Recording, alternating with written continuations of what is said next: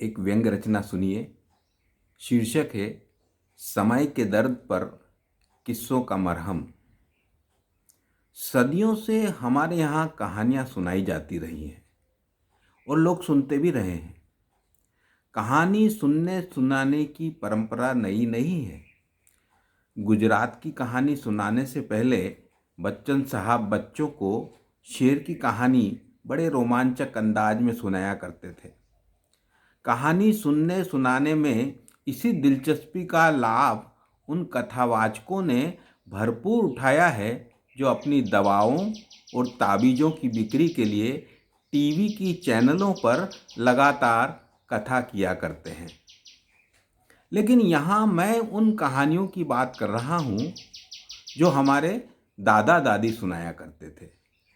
किस्सा गोई की यह प्राचीन परंपरा लुप्त प्राय सी हो गई है, लेकिन इसका बने रहना बहुत ज़रूरी है।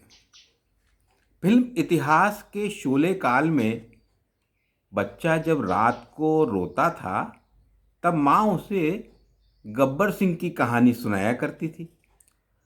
बच्चा परेशान कर रहा हो, जिद कर रहा हो, शोर किए जा रहा हो, तब उस वक्त उसे शांत करने का सफल फार्मूला यही हुआ करता है कि जिद्दी बच्चे को कहानियाँ सुनाना शुरू कर दो। कहानियों में बड़ी ताकत होती है। बच्चा अपनी जिद छोड़कर कहानी में रम जाता है। जिस वस्तु के लिए वह मांग कर रहा होता है उस वस्तु को ही भुला बैठता है।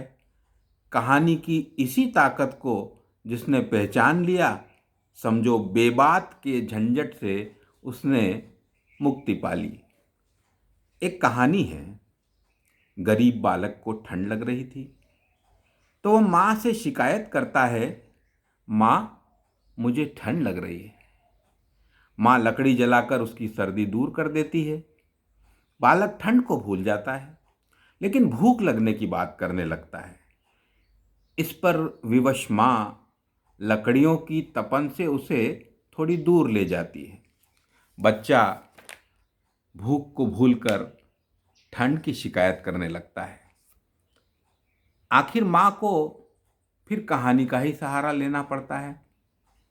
वह बच्चे को तोहफे लुटाने वाली परियों की कहानी सुनाने लगती है। बच्चा धीरे धीरे स्वप्न लोक की सैर करने लगता है। माँ भी शांति से अपनी नींद पूरी कर लेती है।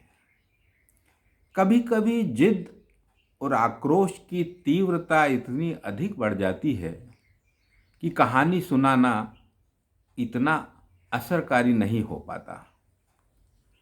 समस्या ज्यों की त्यों बनी रहती है। तब कहानी का उन्नत स्वरूप आजमाया जा सकता है।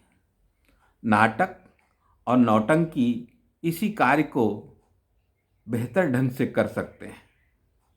नौटंकियों, रामलीलाओं आदि के जरिए भी लोग अपने दुख परेशानियों को भुलाने का प्रयास करते आए हैं।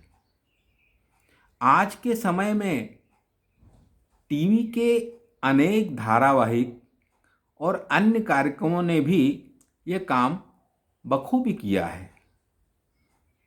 जब देशवासी परेशान हों, महंगाई, बेरोजगारी जैसी समस्याओं से दुखी हों, तब टीवी माध्यम का विवेकपूर्ण उपयोग जनता को राहत प्रदान कर सकता है। सुंदर और उल्लास से परिपूर्ण इवेंटों का प्रबंधन, जहाँ कहीं कोई नौटंकी या नाटक चल रहा हो उसका सीधा प्रसारण जनता के हित में एक बड़ा अच्छा काम होगा। अंततः हमारा उद्देश्य तो यही होना चाहिए ना कि लोग खुश रहें, कहानियाँ सुने। इसलिए कहानियाँ सुनो, नौटंकियाँ देखो, नाचो, गाओ, धूम मचाओ। छोड़ो भी ये फिजूल की चिंता कि इलाज और दवाइयाँ क्यों महंगी हो रही हैं, पेट्रोल डीजल के दाम पर्वतारोहण क्यों कर रहे हैं, उच्च शिक्षित बेरोजगार युवा कुरियर या पिज्ज़ा डिलीवरी बॉय क्यों बना हुआ है, छोड़िए भी। किस्सा गोई की प्राचीन और उपयोगी परंपरा अब लुप्त प्राय हो रही है। इसका बने रहना इस वक्त बहुत जरूरी है। रोचक किस्से वर्तमान के घावों की तरफ ध्यान जाने से हमें रोकते हैं और दर्द के एहसास को कम करते हैं।